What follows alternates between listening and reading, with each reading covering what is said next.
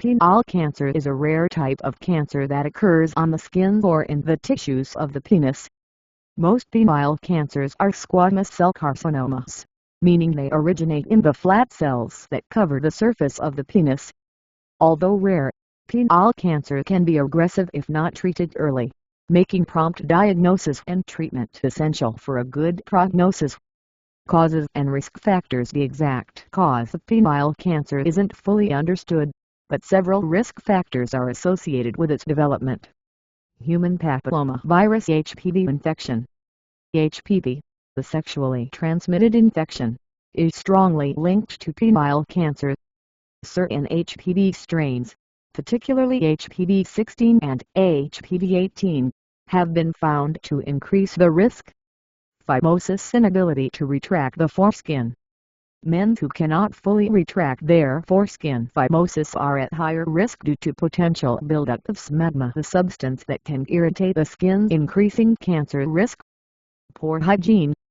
Poor genital hygiene, particularly in uncircumcised men, can lead to chronic inflammation and increase the risk of cancer. Age. Most cases occur in men over 50, though it can occasionally affect younger individuals. Smoking. Smoking increases the risk of penile cancer, especially when combined with other risk factors like HPV infection. Circumcision status. Men who were circumcised shortly after birth appear to have a lower risk of penile cancer. The reason may be related to better hygiene and reduced HPV infection risk in circumcised men. AIDS. Men with weakened immune systems, such as those with AIDS, have a higher risk of penile cancer. Symptoms. Penile cancer symptoms often appear on the skin of the penis and may vary in presentation. Common signs include lump or growth on the penis, typically on the head glands or foreskin, but can also appear on the shaft. Changes in skin color or thickness.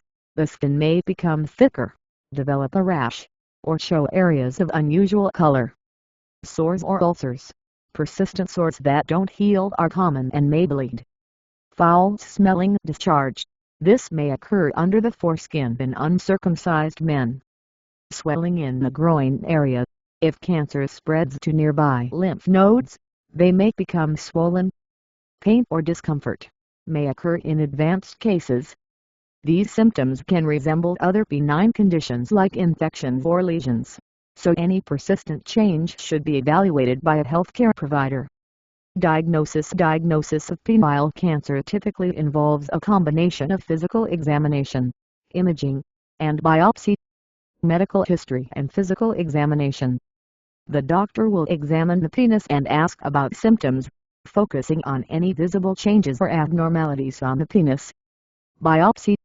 The sample of the suspicious area is removed and examined under a microscope to confirm the presence of cancer cells. Types of biopsy include incisional biopsy, remove the small part of the lesion. Excisional biopsy, remove the entire lesion if it is small. Imaging tests. Ultrasound may be used to assess the size and depth of the tumor. MRI or CT scans may help determine if the cancer has spread to nearby lymph nodes or other organs. Sentinel lymph node biopsy. In cases where there's a risk of cancer spreading, this procedure helps determine if cancer has reached the lymph nodes in the groin. Staging. Penile cancer is staged based on the size of the tumor, whether it has spread to lymph nodes, and whether it has metastasized to other parts of the body. Staging helps guide treatment decisions. Stage 0. Cancer is limited to the surface of the skin. Stage I. Cancer has grown into deeper layers of the penile skin but has not spread to lymph nodes. Stage II. Cancer has spread to deeper layers of tissue and may have reached lymph nodes. Stage II. Cancer involves the lymph nodes or has grown into nearby tissues. Stage IV. Advanced cancer that has spread to distant parts of the body. Treatment. Treatment for penile cancer depends on the stage, location, and size of the tumor. Options include surgery. The most common treatment, surgery, aims to remove the cancer while preserving as much of the penis as possible.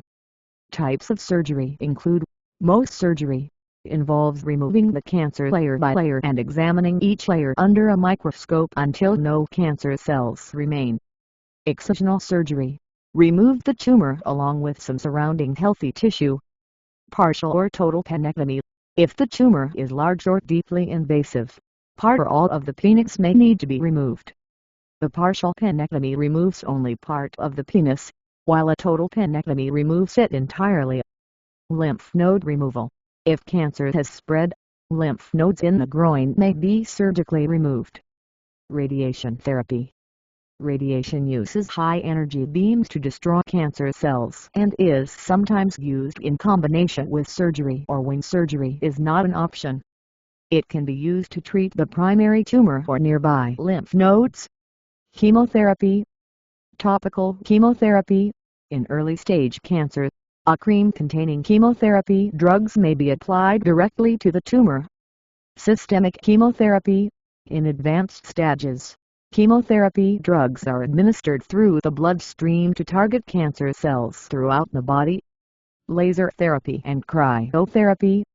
For very early-stage penile cancer, laser therapy or cryotherapy freezing cancer cells may be used to destroy cancerous tissue. Immunotherapy. In certain cases, immune checkpoint inhibitors or other immunotherapy approaches may be used to boost the immune system's ability to fight cancer.